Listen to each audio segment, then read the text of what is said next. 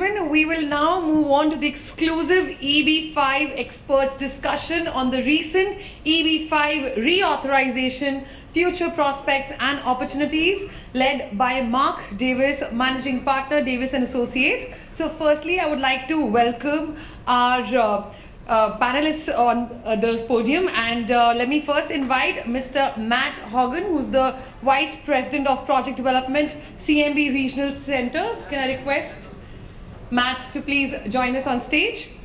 And Mr. Hogan oversees CMB's team responsible for the identification of new opportunities, initial project underwriting, negotiating and structuring of each of CMB's EB5 partnership loans. So I request Matt to please join us on stage. Can we welcome Matt with a round of applause, everyone? Thank you.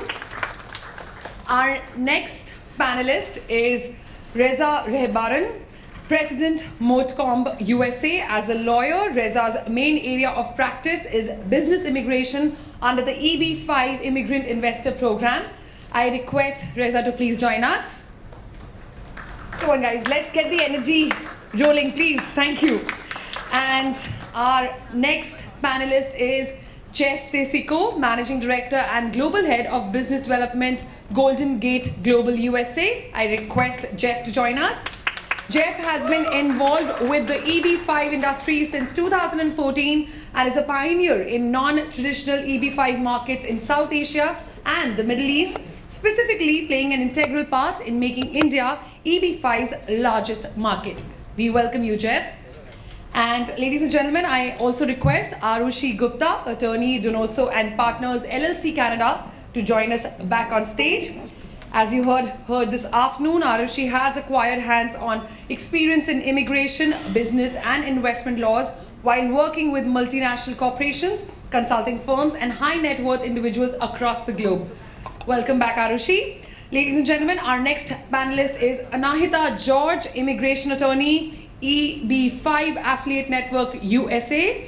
Anahita has been practicing law in the United States since 2014 and was admitted to the Pennsylvania Bar. She is the founder of Just Immigration, a leading immigration law firm that services Pennsylvania, New Jersey, and the greater United States. Anahita, we welcome you. So as I told you, this discussion is going to be an exclusive one on the recent EB5 reauthorization, future prospects and opportunities. And I'm now going to request our moderator, Mark Davies, Managing Partner, Davies & Associates, to please join us and let's take the session forward.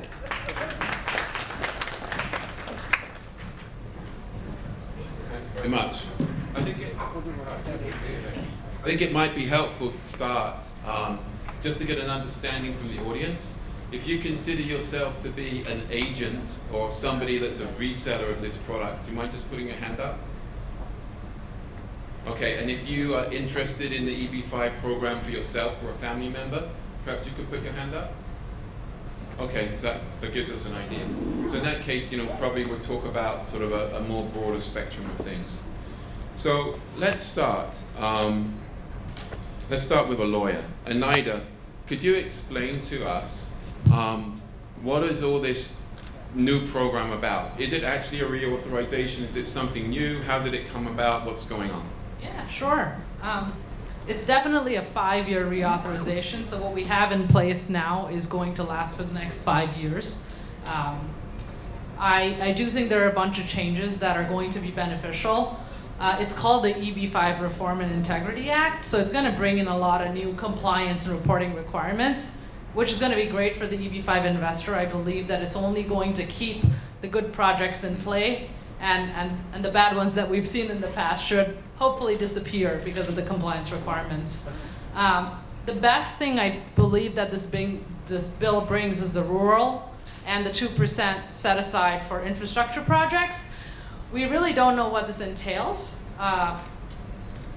We'll see when USCIS publishes its guidelines, but it is said that rural projects will have a quota set aside of 2,000 visas. So in case India retrogresses, there will be an option to invest in rural projects and hopefully bypass retrogression. Again, this is all going to depend on what USCIS says about the current rules. So you said something interesting. You said this is a 5-year program. Explain to me, what do you mean by this is now 5 years? Why is that different, and why do I care if I'm an agent, and why do I care if I'm an investor? Yeah, if you know anything about the program, you know that since 2015 we're relying on 6-month reauthorization, 1-year reauthorization. Recently there was the 8-month lapse in the program where no EB5 petitions were being processed, approved, no green cards were being printed. So what this positive for the industry, negative for the industry, good for an agent, bad for an agent? How do you see it? Yeah, overall, we're very, very happy with what we got. You know, there are things that we would have liked to have seen. It would have been nice to see that investment amount come down just a little bit, be somewhere in the middle between 500 and what it was at one point in time, 900. So, but it's at 800,000 now. Sorry, you just answered the question I was going to ask you. So the new investment amount, the new minimum investment amount is at 800,000 now.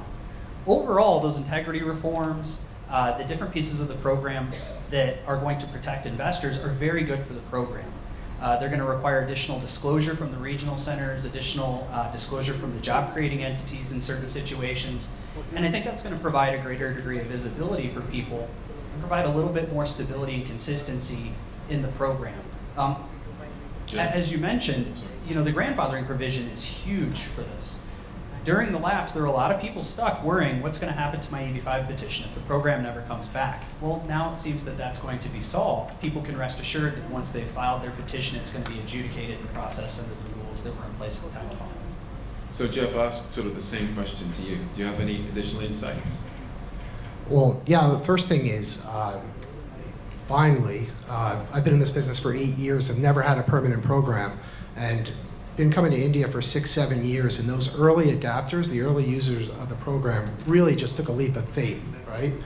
And we almost let them down. We came like this close to letting people down, and it looks like now we finally saved it. So that's the best news. And I think really some of the things that are in the bill, and we'll wait to see what they actually look like, but registering of agents, et cetera. These are kind of things that probably Matt and I and others have been doing for years anyway, but we'll see exactly what that looks like. I think that's important so that investors know who they're working with.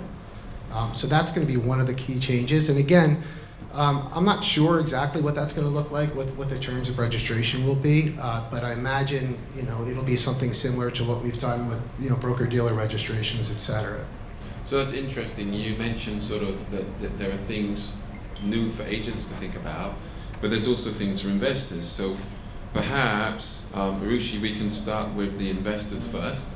What positive changes do you see in the new law that if you were a prospective investor, you'd be excited about? Sure. So as an investor, when I've consulted over the last few years with investors, I've felt that there's a lot of anxiety when it comes to selection of a good project, and they're very concerned about the background of the regional center. Then the other concern is also about security of capital, whether after investment, after the transaction is complete, my respective regional center will reach out to me and let me know about the project updates. So from an investor's perspective, if you think this legislation is a start, it's going to be a fight for quality, and small players or regional centers or companies for that matter who do not structure these investments well are going to be wiped out, which means that investors will be well informed. There are provisions where there is compulsory audit, compulsory compliance. USCIS can visit the site where the projects are purported to be created at a 24 hours notice. Secondly, every JCE, job creating entity, has to create a separate account for the investors to receive the capital. Can you just stop you there? So yes. When you say JCE, job creating entity, what on earth are you talking about? Right. So when an investor makes an investment, in regional center cases, you will see investment through a pooled vehicle. Now, the pooled vehicle is known as a new commercial enterprise. So depending upon whether you are coming in as a mezzanine lender or as a preferred equity owner, you will have a share of that new commercial enterprise. And out of your investment, on the basis of your investment must lead to creation of 10 jobs, 10 new jobs as per the law.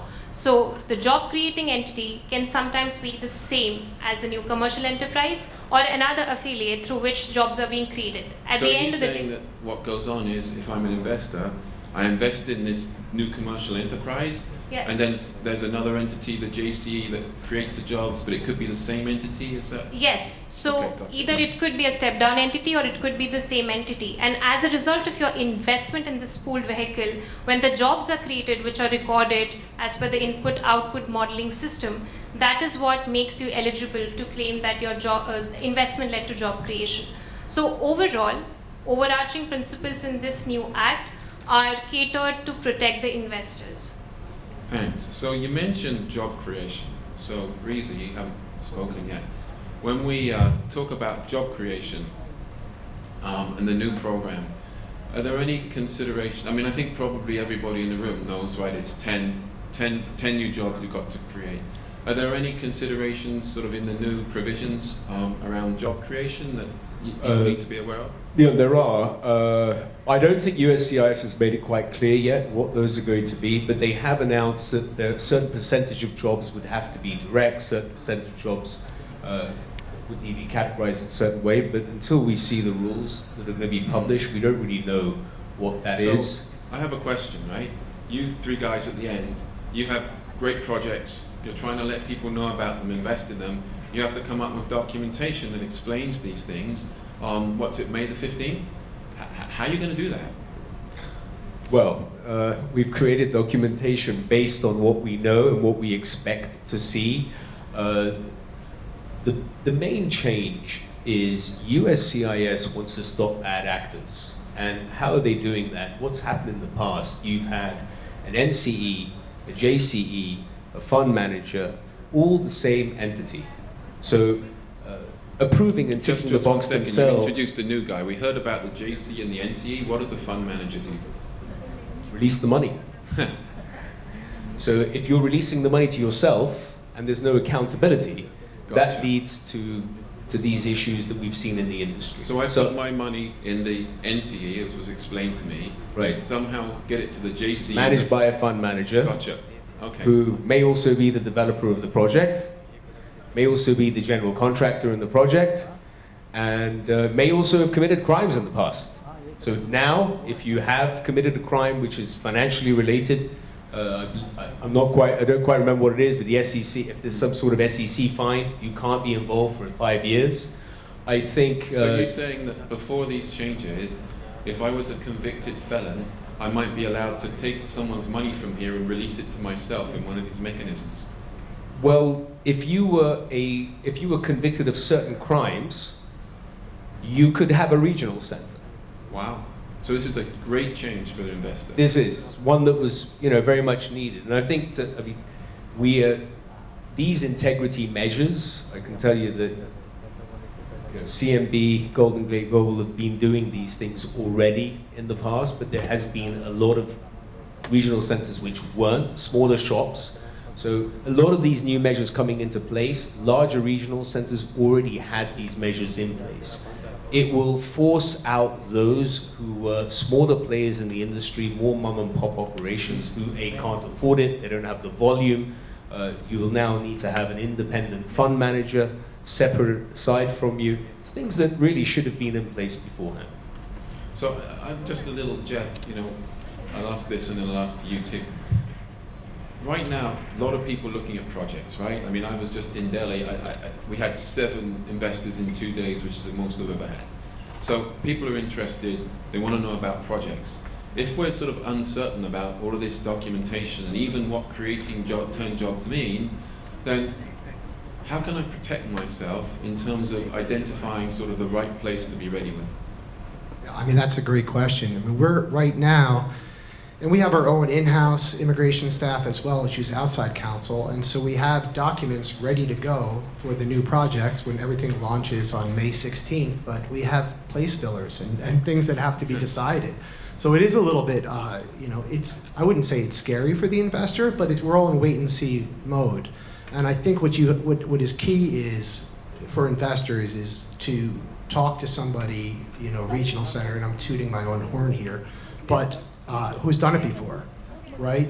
Matt and I, we've seen changes in the program over, constantly, and have had to adapt to it.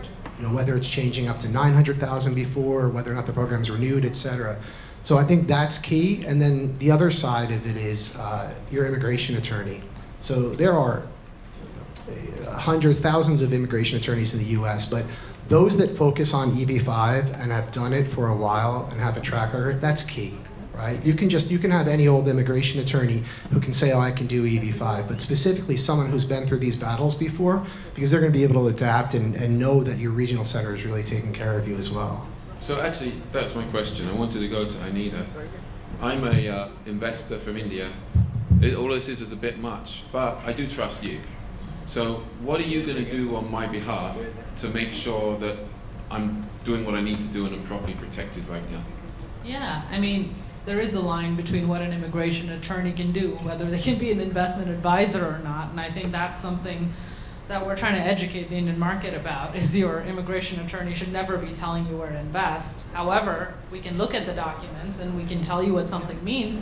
What I do recommend to my clients is send out emails to the regional center, right? Ask questions in writing, not over a phone call, right? Read what you sign, because that is a big problem we have in India. Nobody reads what they sign.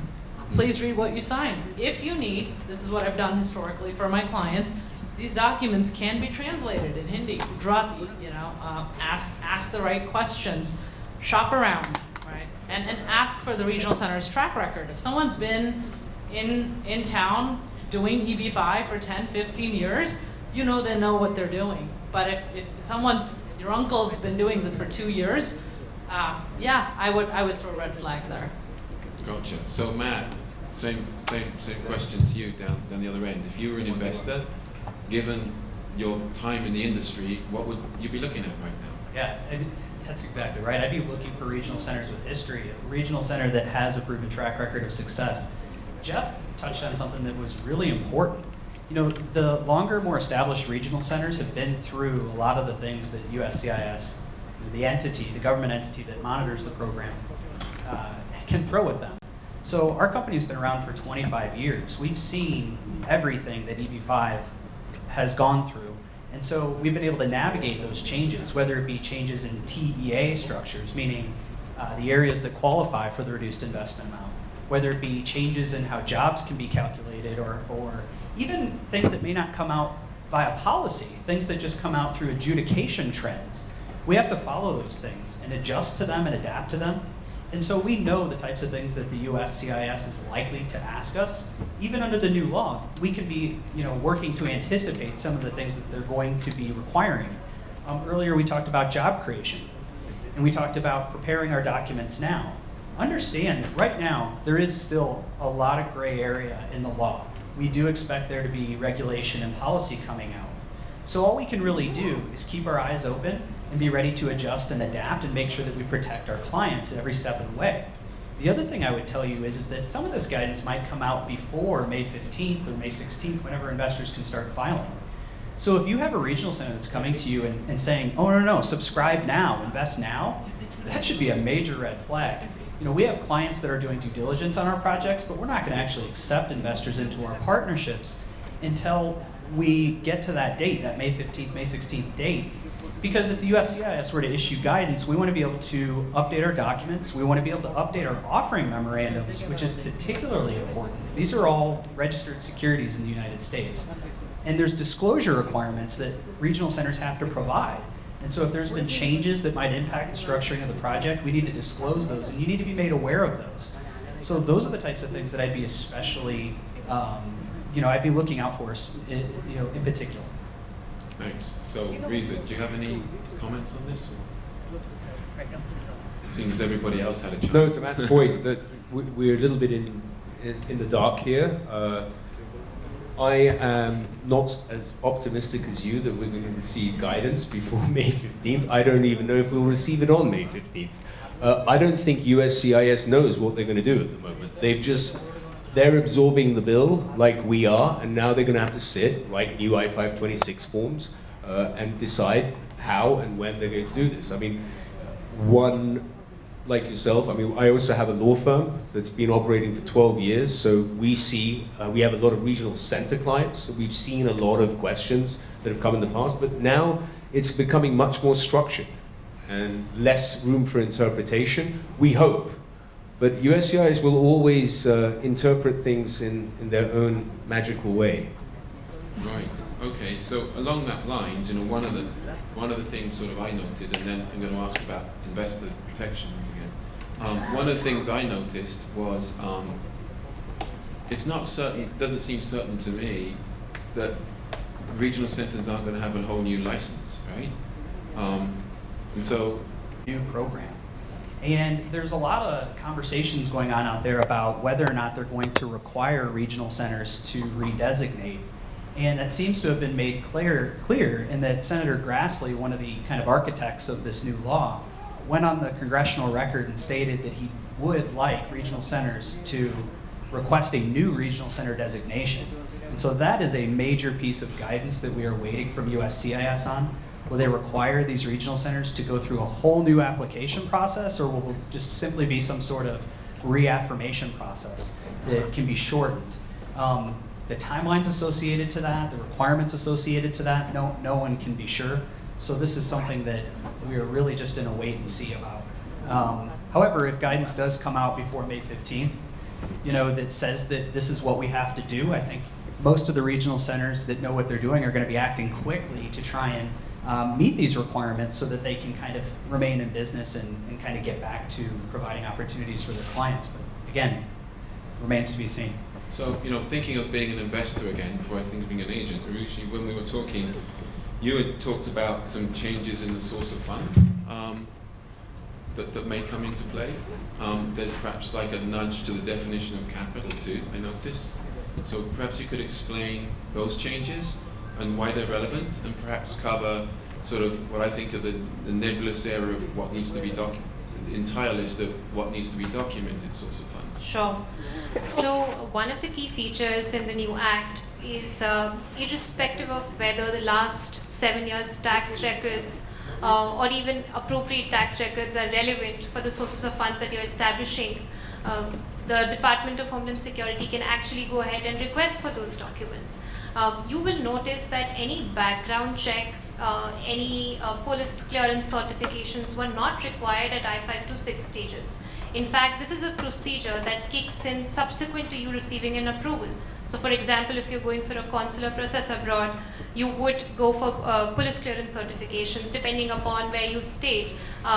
So I feel that now every immigration attorney will have to prepare their clients to disclose if there's any monetary, criminal or civil litigation pending against the client, disclose that as part of the original application, also add the most relevant years tax records. 7 years is what we should at least provide, and those are the features which are an amendment. In addition to that, what you will read in the new Act is like an affirmation of what we do in our practice.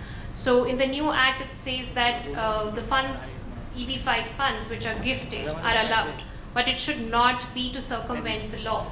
So every country's laws are different, unique, specific. For example, if I practice law in India, I will spend a lot of time with my clients to ensure that if they are taking gifts from their relatives, it is in conformity with the tax laws, that they are paying relevant taxes on it if it's not from the definition of a relative. So this is what we do as practice. I think the new Act only reinforces that you cannot adopt procedures which are out of conformity with your respective country's laws. So I remember being in a conference in Bangalore, maybe 5 or 6 years ago, and I was on a panel, and I made the comment about clients should think about FEMA, right? When they do these things. And another lawyer, who I won't mention, said, I don't think USCIS would ever be interested in that. What's your comment on that? I think when you are working with a client as an attorney, you have a fiduciary responsibility, and success of the client is your success. At the end of the day, whatever you coach the client for, the client will be grateful. So for example, when I'm dealing with Indian laws, I do mention that you cannot take loan from a bank and use it for funding equity investments abroad. definitely, as per the new act, or for that matter, in the US law, you can use loan funds from bank for EB5. But as per India FEMA law, as per the RBI guidance, it's strictly prohibited. And if you think it will not be flagged, that is not true, because if you're going for consular processes, consular officers at some point of time will figure that out. In addition to that, these are transactions which are reported on an annual basis, quarterly basis. So even the Indian government agencies are keeping a watch on any foreign investments. So definitely speak with your chartered accountants in India, speak with your lawyers who have knowledge about the Indian law, and do your own research before using a particular strategy for source of funds. So I think it's worth emphasizing, I've seen a lot of these transactions over the years, and in India, unfortunately, you have a lot of chartered accountants, a lot of people in this market who will tell clients to do things that are very highly questionable from an Indian perspective, and I would just suggest speak to someone who really understands FEMA. If it's a lawyer that understands both US law and FEMA, great.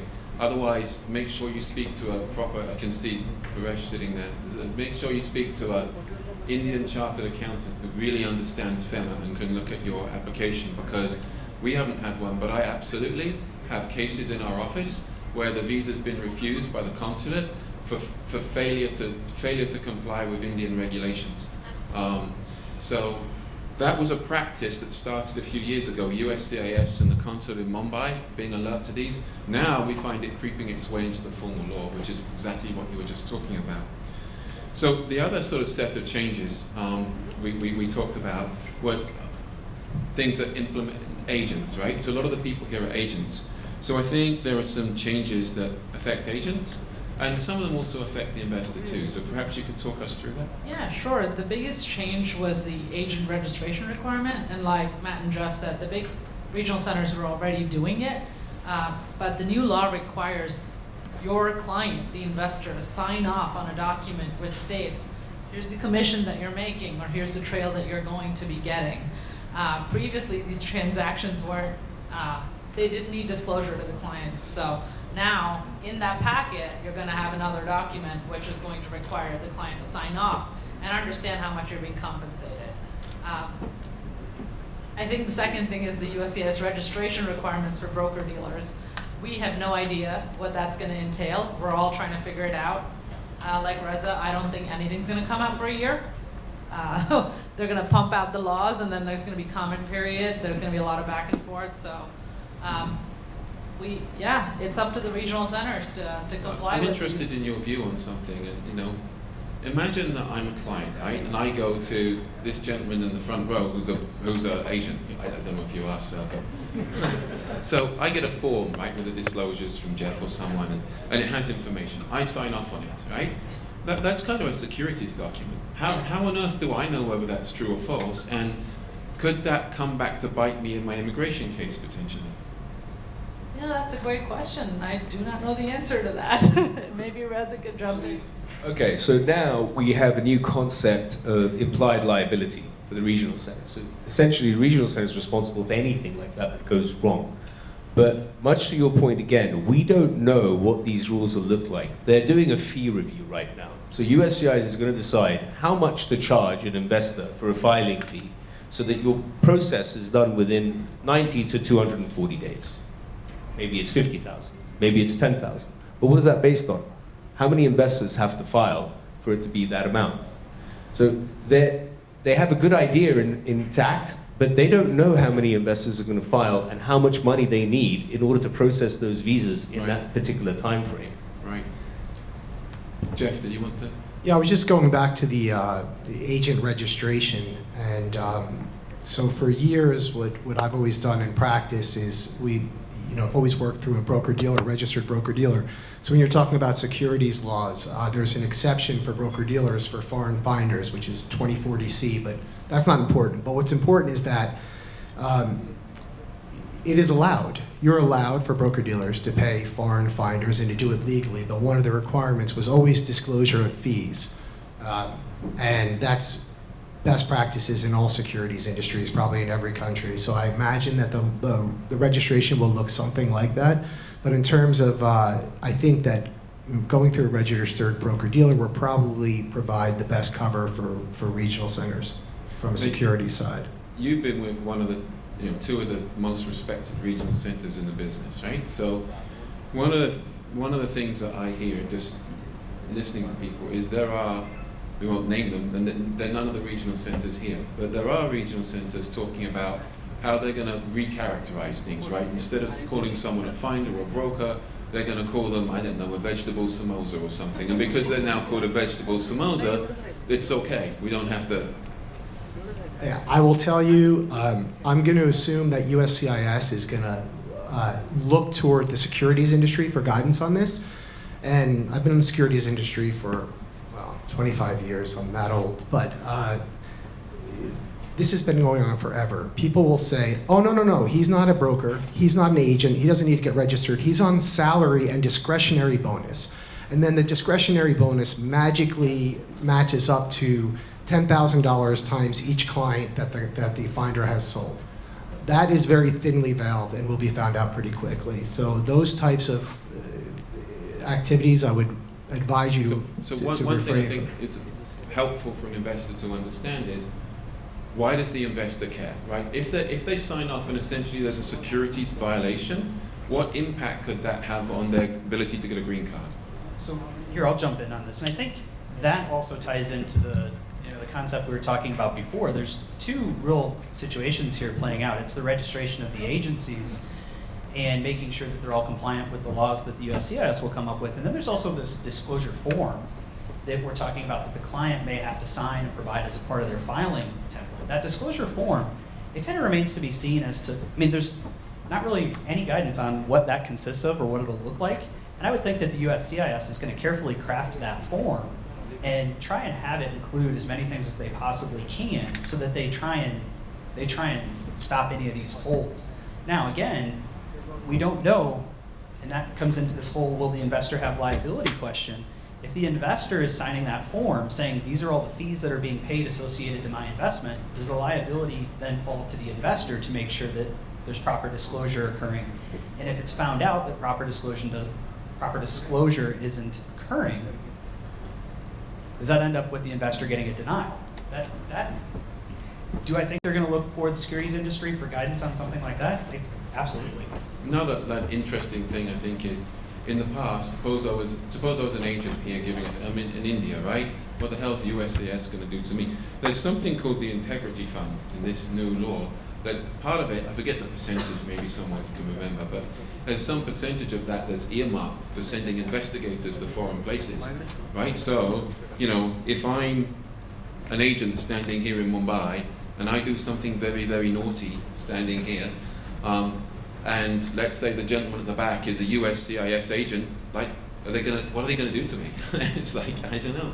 What do you any comments on that type of thing? The sort of long arm of the US? I don't really think the long arm of the US is important here, but what may be important is whether they are complying with domestic securities here. So if you're selling a security, even as a foreign finder, what are the rules here in India to do that? Do you need to be registered as a broker-dealer here? I don't know. I don't know what that is, but that's something to be seen. But whether USCIS is going to now travel across and try to go find agents overseas, I don't think so. But there's a part of the Integrity Fund that says it's you didn't start by checking in on regional centers before. The point is that I think that if you're an agent, you need to be concerned about this, right? That's the Certainly. I think the bigger issue is, and you need to consult with local counsel here, is do you need to be registered in India in order to receive these monies? Because now you will be registered, the investor will know that you were involved in that, and should something go wrong, that's the only time you're going to have an issue. So Jeff, with Golden Gate, obviously you have relationships with particular agents. How do you see yourself, perhaps you see yourself not able to, but how do you potentially see yourself able to help agents? Able to help them with the registration? Yeah, I think the first thing is that we'll work through a broker-dealer, so we'll all be protected by the securities industry, that aspect of it, as we await better guidance from USCIS. So we'll follow those best practices. I've always done that in the past, and then guide them through the process. I do think that there will be some fallout. I think there will be plenty of agents who will not want to comply with this. But probably that's good news for some of the agents here, which are either wealth managers or broker-dealers themselves in India, which seems to me to be the cleanest way to do business. So perhaps some of the smaller agents should look for a tie-up maybe with a broker-dealer here to give them some cover. Thought that occurred to me, and just an open question, perhaps it's a wrong thought, is it seems to me that there are certain regional centres, right, which are very small operations that have people who don't have people on bench who have expertise with these different things. It occurs to me that going with one of the types of regional centres on the stage that have experience and bench strength and can actually hold my hand a little bit, and to the extent that is legally advisable, give me perhaps a little bit of guidance, that might be a plus, right?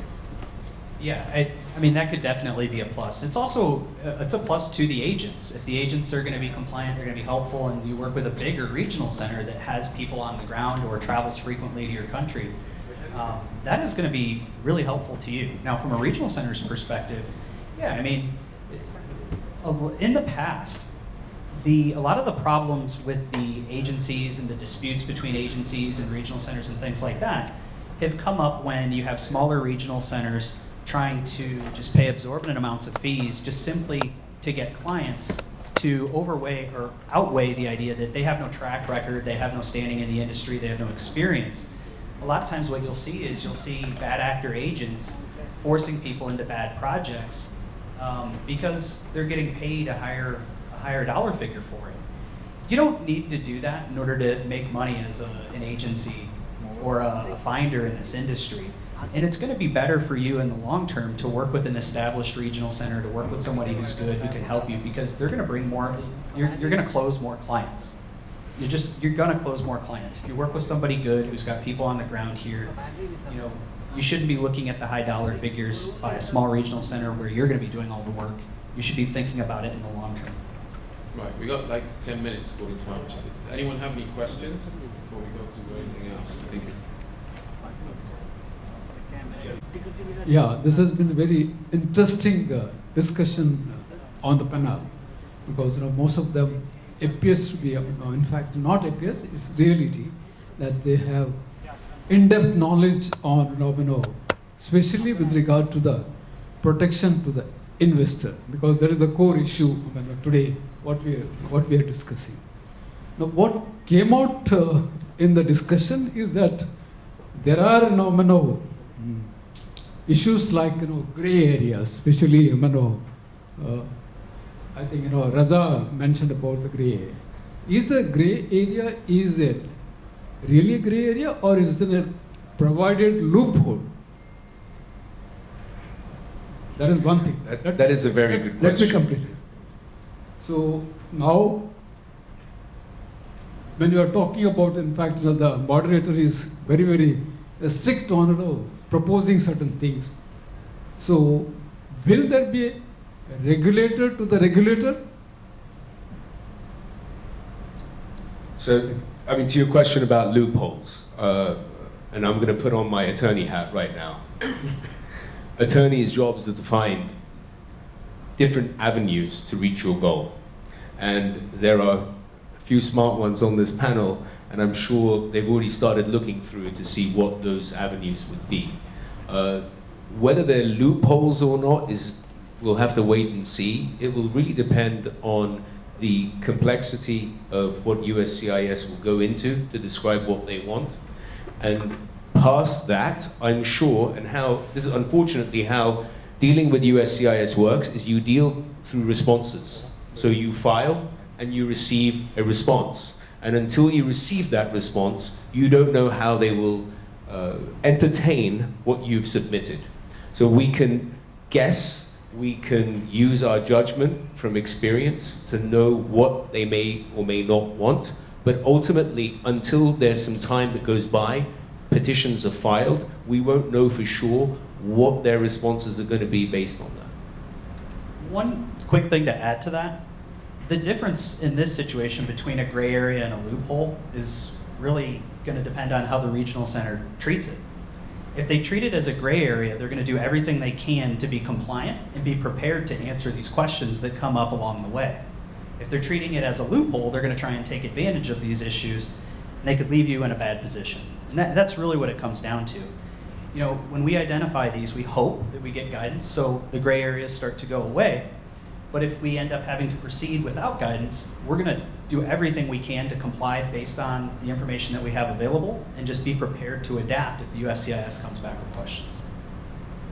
The Jeff has a better role to, especially recruitment of agents, because see, India is getting into bigger issue of creating billionaires. So we will be interested in investing in EB5 projects. So can you specifically point out, Ms. Jeff, that this should be the benchmark for the agents to be recruited? Is there anything which you see that is missing today between today and the earlier and the protectionism, especially the protecting the agents, because they will not just be agents, but they will be door openers to large investors. Today you don't probably understand the way India is looking to invest in Canada as well as in USA. It's in a great way. Sorry, but the question was, yeah, you're asking, are there protections we can put in for the agents? Is that the question? Yeah, okay, I think that's it. To me, the protections should be built in. I would think that agents here would want to register or get approval from Indian securities regulators, and then work through a broker-dealer within the US. And one thing for the agents, practically, right?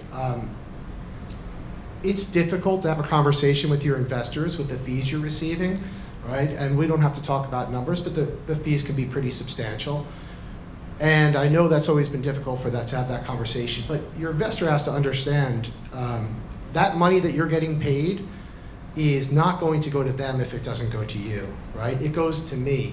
So if they should understand, in no way does it affect them financially. It affects me financially. Quite honestly, I think our agents are ridiculously valuable, right? I mean, I come here all the time. My partner comes here all the time. But having agents on the ground here is, that saves me over the course of a year millions of dollars. So yeah, I'm happy to pay it. And so I think, maybe being a little more upfront with the fees in the beginning might help to get past that hurdle. Other questions? Just to add to that, I think just having that transparency with the investors so they understand that there are acquisition expenses for an agent to advertise, to educate, to travel, to set up events, roadshows, collect documents. These things cost money. And I think just educating an investor to know that these expenses are being incurred and therefore for that you're being compensated is a first step. So if there's no questions in the audience, I have a question. So let's pretend I'm in America on an H-1B and then I'm going to pretend I'm somewhere else. I keep getting these marketing calls from permit and a travel permit. The marketing that's being done right now is, well, once you file these, you're going to get the work permit and the travel permit, and you can just go around doing your thing in the United States. There is no guidelines from the USCIS or Congress explicitly stating that you will be able to get that work permit and you will be able to get that travel permit. So we're still awaiting those guidelines. Opposing counsel? I wouldn't oppose, I agree. But I would just add to that, when you have this option of concurrently filing for adjustment of status, as an attorney... What does actually, I'm not trying to be dense, but what does actually concurrently filing mean? What are you concurrently filing? So if you look at the previous law, the old law, before the new act came in place, it said that even if you are in the United States, and you can only file adjustment of status, which is changing your category from an F1, H1, or an E2 visa to an EB5, if you are in the US, that's adjustment of status. So in the old provision of law, you could only pursue adjustment of status upon approval of your I-526 application. Now, as per the new law, and I'll just take a pause here, not only could you only file for adjustment of status after receiving an approval, subsequent to filing adjustment of status, because of the delays at the end of USCIS, in anticipation of your adjustment of status approval, which is your I-485, that's the petition number, approval, they would issue you a work permit and a travel permit. So this was the old law, that you would get a work permit and travel permit in anticipation of receiving an adjustment of status approval, but after approval of your I-526 application. Now, as per the new law, there is a provision that is, if you are in the United States on a valid visa, then if you're filing a new application or if you have pending I-526 application, even without receiving the I-526 approval, you are entitled to file adjustment of status application. Of course, the regulations are not yet formalized, so we are going to wait to see what happens with the applications we filed. But that means we can be issued a work permit and a travel permit within a span of 6 to 9 months, and we are still awaiting approval. So this is concurrent filing. Essentially, for someone who's filing an I-526 application after May 15th, along with the I-526 application, there's provision to file for adjustment of status. So I was also mentioning that when we are consulting with our clients who are right now in a position to file adjustment of status, we have to inform them about the travel restriction that that entails. So for example, if you are on an F1 visa or an H1B visa and you have filed adjustment of status, you definitely cannot leave the country before you receive your work permit and travel permit. Even subsequent to that, if you travel, if you're on an F1 visa, which is inherently incongruent with EB5, then there are certain other regulations which apply to you. If you're on H1B, then you need to ensure that you have an H1B extension stamp or things like that. So in practice, we cannot rush our clients to say you can file adjustment of status. No, we have to inform them about travel restrictions. We have to study their case and give them an advice which is most conducive to their respective situation. So the only rebuttal I have there is with the H-1B. You can actually file the I-131 and leave the country as long as you get your stamping done. And the problem with India right now is it takes forever to get stamping appointments. So if you leave the country and do not get your passport stamped, you will not be able to re-enter with a pending 485 I-131. Biggest misconception that clients have, I have the travel permit, I don't need stamping, I can come back. No, the instructions to I-131 are very clear. If you do that, your entry is completely at the discretion of the CBP. So don't take the travel permit and leave the country and not have an underlying visa. Now, a hypo that when you two hear this, you're going to say, why are you bothering with this? It's so stupid. But it's actually a real thing that I've really heard. So I'm not really in Chennai, but I pretend that I'm in Chennai, and I get hit up by some lawyer who says, don't worry, get that B visa that you've got, go to America on your B visa, file a brand new EB5 case concurrently, you can stay there and work, no problem. Believe it or not, that's real. Yes, it is. I've heard it multiple times since I've come here. So the B1, B2 is a non-immigrant intent visa. When you enter the country, Customs and Border Protection is going to ask you where you're entering. And you're going to say, well, it's for tourism. You're not going to tell them you're coming for EB5. You come here, you file EB5, you file adjustment of status.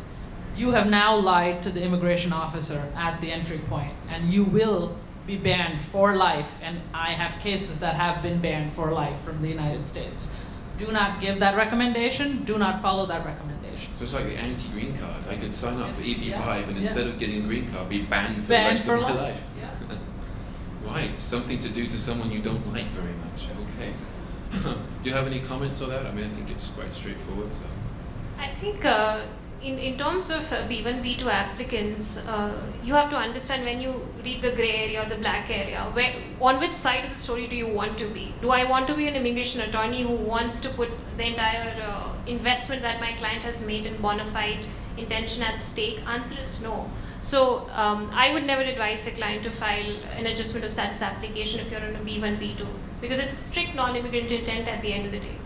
Yeah, so I thought it was worth fleshing that out.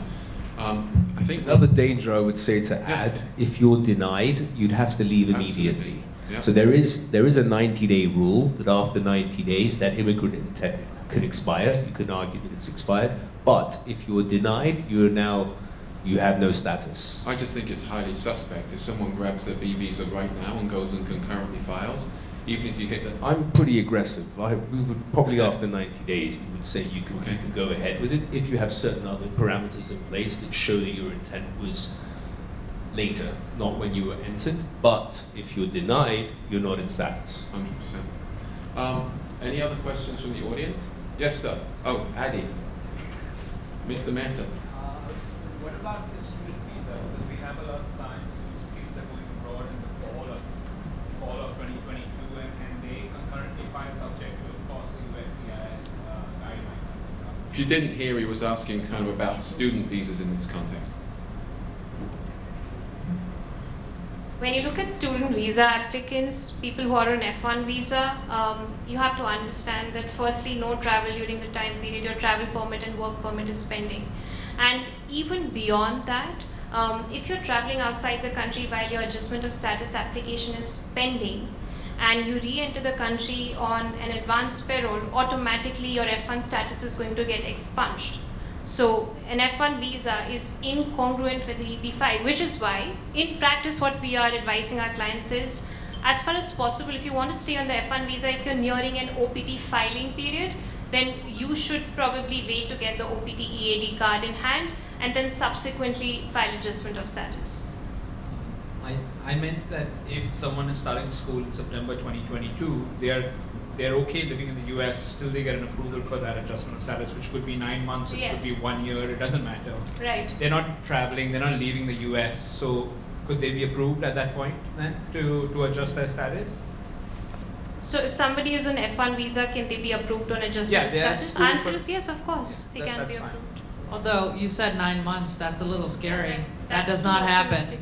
You're talking about a 3 or 4 year timeline, and when COVID happened, there were medical emergencies and people really couldn't leave the country.